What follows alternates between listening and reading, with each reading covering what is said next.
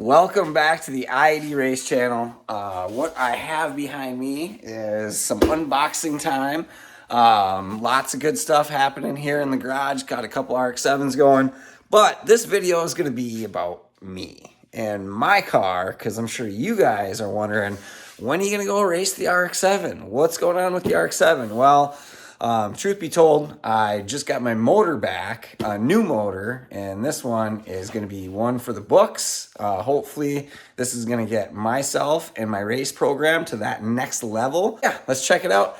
I'm going to have my daughter hold the camera, and we're going to unbox this guy and see what we got. So, we got 3 boxes here.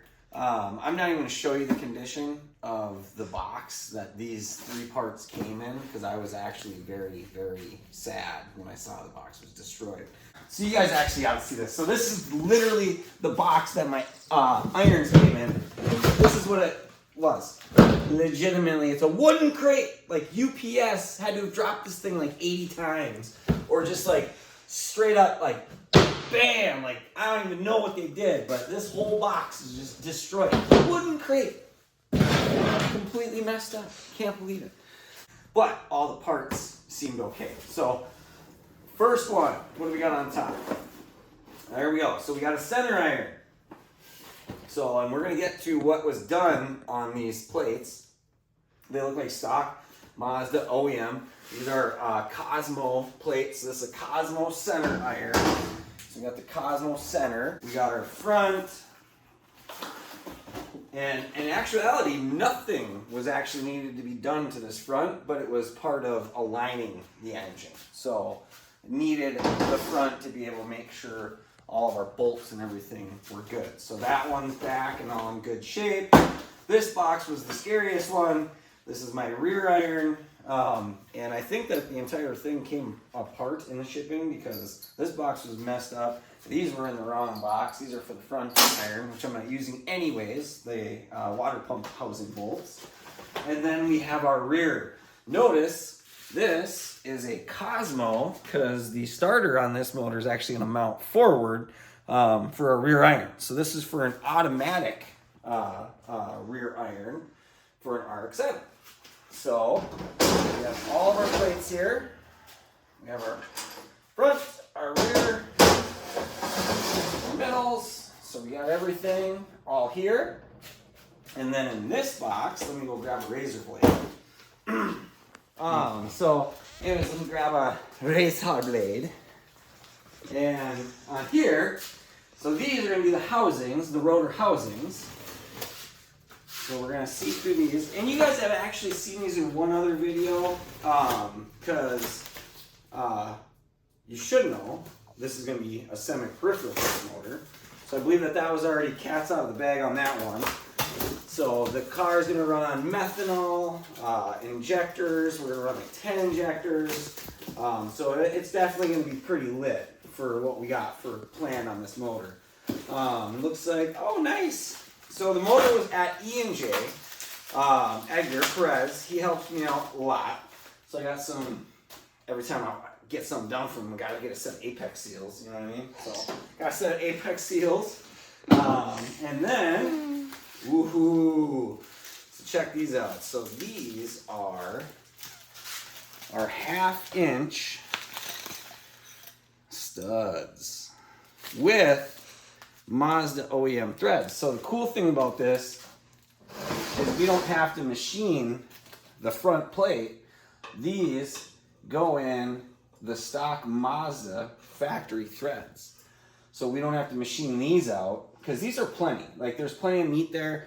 And the more that you oversize these holes to put a 1/2-inch stud through, what happens is you lose the meat around there and they don't grab as much. A lot of guys, when they do like billet irons to replace these with billet, they actually go all the way through the motor, or they'll have more meat around it for the actual billet. But yeah, so we got 4 of these guys.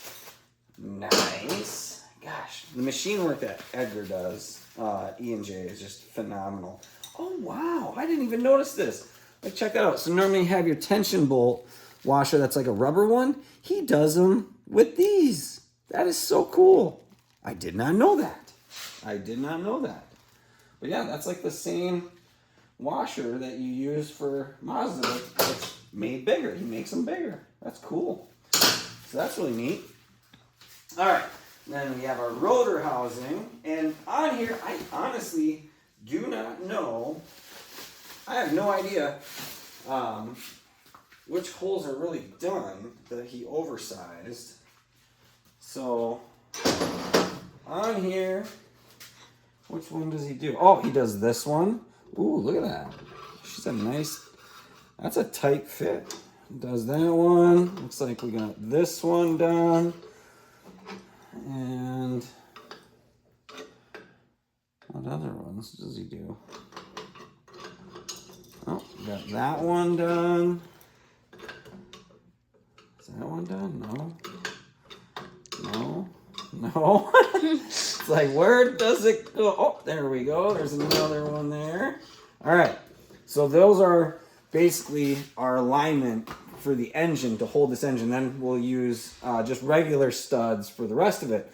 But what these do are holding the engine in place and making it so that this motor won't twist.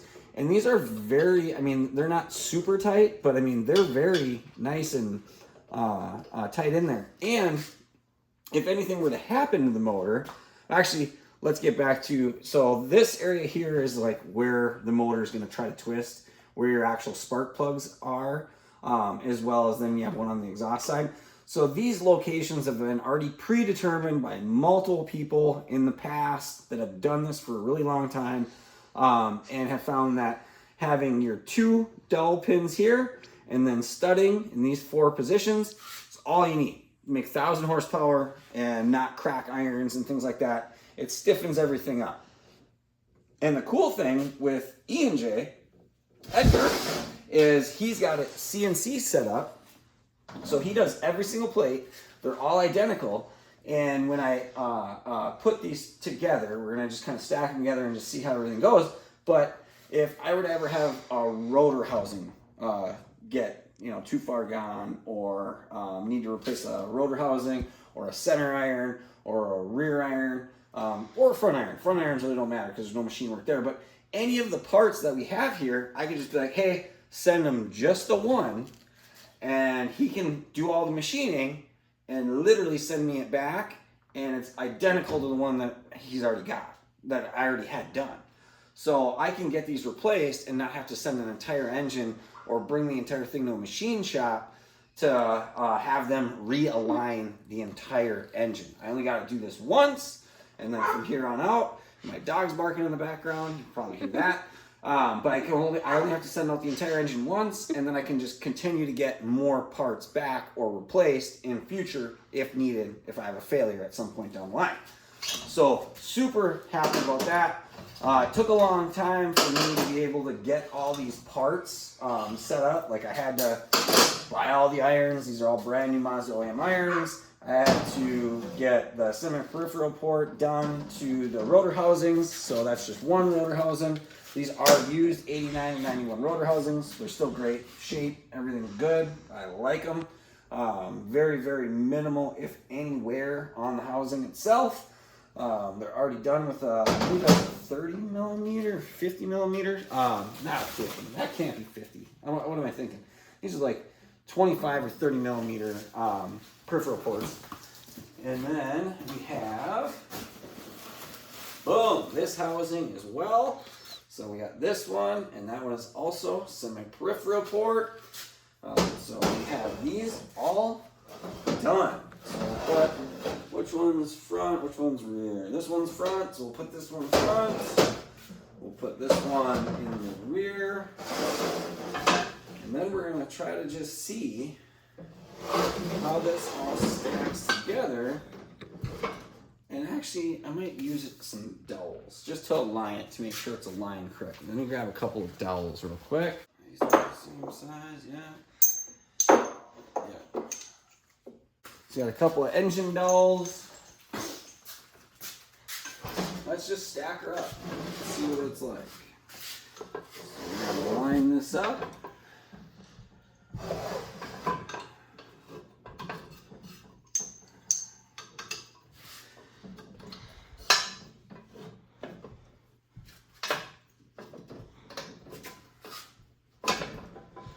The only reason why I'm lining it first with the dowels is because then I can make sure that everything is in the right spot here.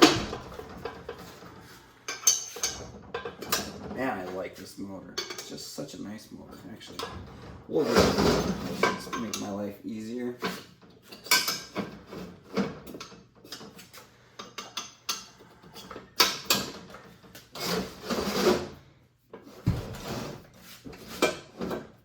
Look at that. All right. So she's stacked together. It's aligned.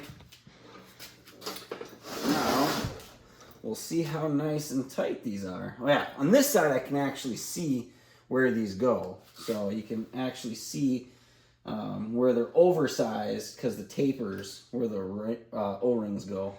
But yeah, so we'll see how nice this goes in. She's tight. Oh, oh, oh yeah, oh yeah, oh yeah, she's in there. We'll have to grab the correct socket for that. Let's grab that real quick. Let's see. I don't know. That seems not right. I still have the wrong socket though, so I gotta go back over here and grab the right socket. Embarrassing. So what are you most excited about, Briston, for racing this year? That I get to bring a friend. Yeah? Is that super cool? Yeah. Okay, I had a 10mm socket. It's gotta be, oh, you know what it was? I had an 11, that's why. The 10 is the right size. The 10 is the right size. That's weird. This one seems correct. This one seems small. Why? I have no idea. Do you want to let Nimble Nuts in here? Just Yeah. so I think they already know Kano is. Do you need something? Do you need something? Are you looking for something? You find something? What do you need? What do you need, Kato? All right. So that went in that side. Let's see how these ones go. Oh, she's tight. Ah!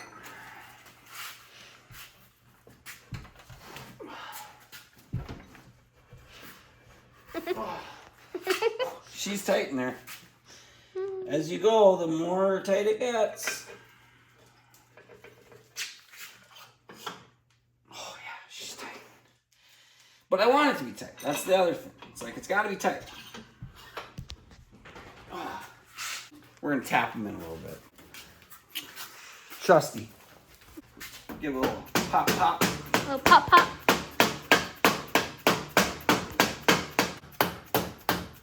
Basically, I'm hitting it really lightly because I don't want to mess the threads up at the front.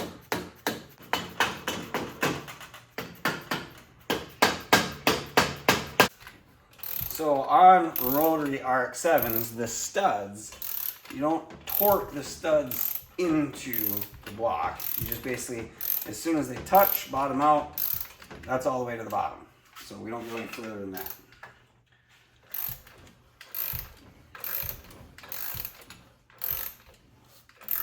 Mosquito on the cheek. Ooh, yeah. Sucker.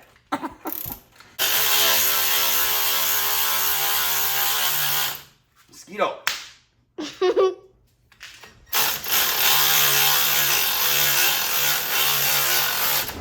Well, that's it for that one. We're actually going to loosen that one just a little. Just a little. Just a little. Sweet. So all those went in really nice. Probably never going to be able to get them back out, but they definitely went in. So that's a plus. We got a couple of O-rings here. So these O-rings are actually for our semi-peripheral port. So got a couple of these guys. And these go right in our little holes right here.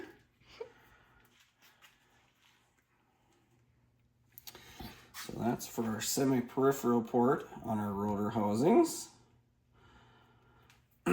Pay no attention to my little yucky corrosion right there. It's not going to hurt the engine, I promise you. It's just nasty corrosion. That was already there. Bristy, your lotion smells good. I can smell it. All right, so yeah, so we got all of our stuff there. We're good. Housings are ported. Still need to do our porting, and we're do a half bridge on this motor. So on my motors, I like doing the half bridge. It not only helps with being able to carry the RPM, but everybody loves braps, and half bridges just brap really hard with a semi-peripheral port. So we're definitely doing that. But now that we have this aligned, we have our studs in, we're good there. We have 12 millimeter, I believe is what they are, the stock, but they're the 12 millimeter, whatever, chromoly, high tensile steel, whatever studs. I believe they're like Turbolone or high, I can't remember, but they're aftermarket stud kit for this motor. But I was even told that I can use just regular tension bolts. They're like, dude, we just use FD tension bolts to just tighten down the motor. He's like, the studs are going to do what the studs are doing for the oversized studs that are already in there for the half inchers that we got. So maybe let's just use regular tension bolts now. I don't know. Thinking about it. Possible. But let's go grab the intake. Let's go check out, put the intake on this engine. I want to see what this thing looks like. I'm super happy. These parts for like 2 years, and I haven't been able to actually do anything with them because one, building a new chassis for a car, and then I was like, well, I already have a turnkey setup in my convertible, so I'll just use that one for now and all this stuff. So I never got around to being able to do this, but I just kind of want to show you guys the next step or the phase of what I'm thinking. You ready? Yep. All right, where were we? We were talking about, oh yeah. So this intake setup that I'm using is an E&J. So if you want to check this out. So this is going to be, what is this one? It's a 1244. It's like the, what do they call this one? This is the Bully, the Bully Killer. So sorry it's a little dusty because it's been sitting for a while. But this is a 1244 CFM top hat that can accept 8 injectors in the top hat. So we're going to have 8 injectors here, probably going to run like 2150s or 2650 fuel injectors for methanol, and then we'll run 2 in the block. So we'll have a total of 10 injectors. So we have 4 on this side, and then we have 4 on this side, and all those just go right into this top hat. And this thing is no joke. I mean, this same top hat, guys run 6s on these with this same type setup. So this is already ported for the larger Cosmo ports, as well as we already have the ports here for our semi-peripheral.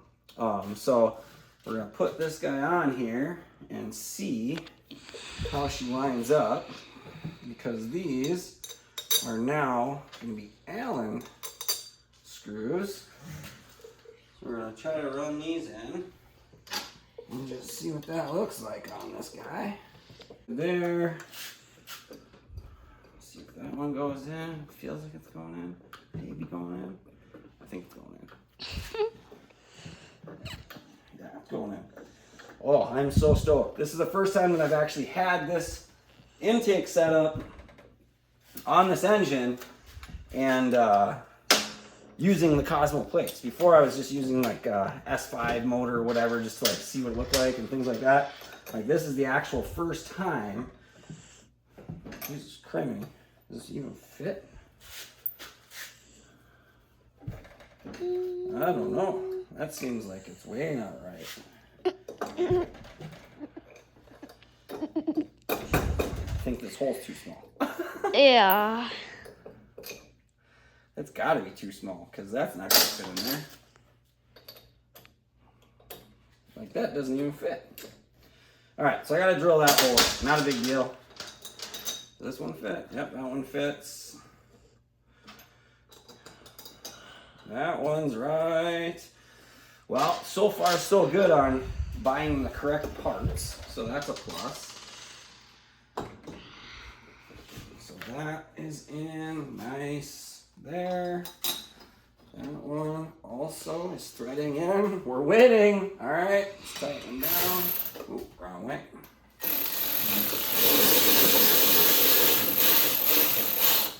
Good deal. All right.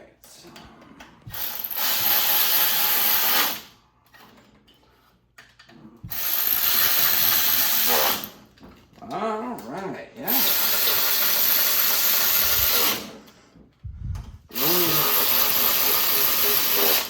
Only one that's not good is this one. So that one goes right there. And it don't go there. It won't go there. All right, and then spin this around so you can see.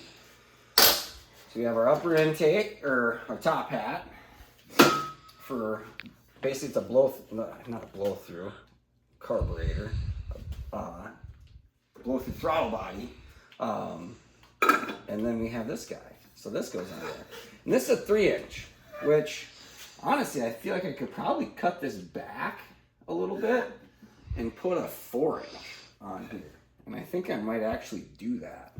Like just cut this thing back to a ways, and that'll also give me some more room, but I think a 4-inch would fit on here better.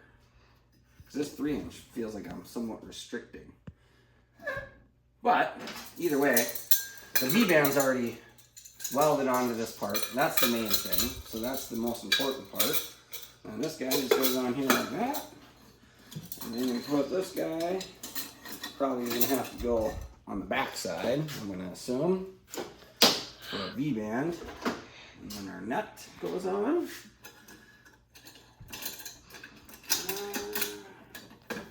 We'll just use that for aesthetics.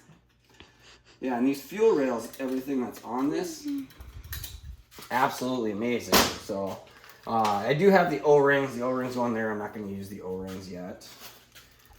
But we have our hardware for the fuel rails. So this comes with your fuel rails as well. It's got these nice little fuel rails. These are just basically just regular Bosch size injectors that you can put here. And these guys go right on here. So let's just see how these all match up.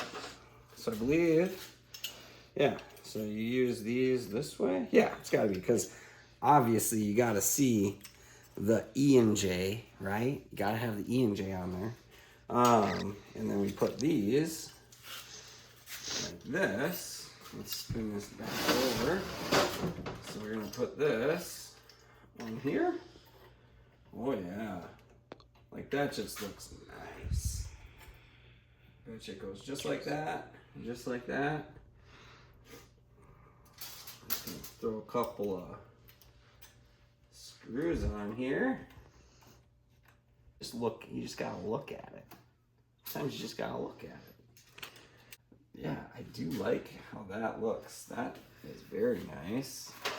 Let's just throw the other rail on there. I will say, Edgar at E&J, the products that that man makes and the work that he does to simplify and make the rotary community's lives easier is just amazing. Like, dude is very passionate at what he does. I support E&J and Balance Wiz. Those guys are, I believe, out of the same shop, but they do just great work. Their stuff works phenomenal. Can't say enough of good stuff about those guys in the community for what they do. I don't know if this is exactly how you're supposed to have this, but so this throttle deal might need to be flipped to the opposite side. I think this goes into the back. So this needs to probably just go like, just rotate a 180 and reverse it. But this can either come right out the side and then loop around to like a liquid air intercooler in the front of the car to go to the turbo. Obviously we'll have our turbo right here on this side of the motor. And then, or I could just flip this and have it coming just straight out. I've seen a lot of guys that literally loop from the turbo to there, like a really short run, without using an intercooler. Since I'm methanol, you can do that. Am I? No, probably not. I'd like to still have a liquid air intercooler on here. I'm probably gonna end up doing a bigger one. Look at that craftsmanship. NJ. Boom. Sorry for the dust. Man, should have wiped this whole thing down before I put it on here, but fuel rails, nice billet, aluminum, anodized black, the bully killer. Nice, love it. Yeah, with that motor, that's a nice looking motor. I tell you what, definitely have more content to come on this guy. For our video today, that kind of wraps us up. You guys get to see the motor, super happy. Finally got the parts that we need to get this engine assembled. The one thing I'm still wondering on what I'm going to do on rotating assembly. So I'm still up in the air whether or not to use the REW rotating assembly that I have, or use a new rotating assembly and just go everything all new on the engine. So kind of up in the air on that one. So that's the only thing left to decide. Otherwise, everything's already been decided. So we're ready to go. So hopefully you guys enjoy the video. Continue to watch, like, subscribe, tell your friends. IED Race Channel. A lot of content, a lot of rotary stuff. I know we've been at the racetrack a lot. We're actually going next weekend. Just want to say thank you guys for watching. Happy 4th of July coming up. Everybody be safe. Have fun with your family, friends. Take care.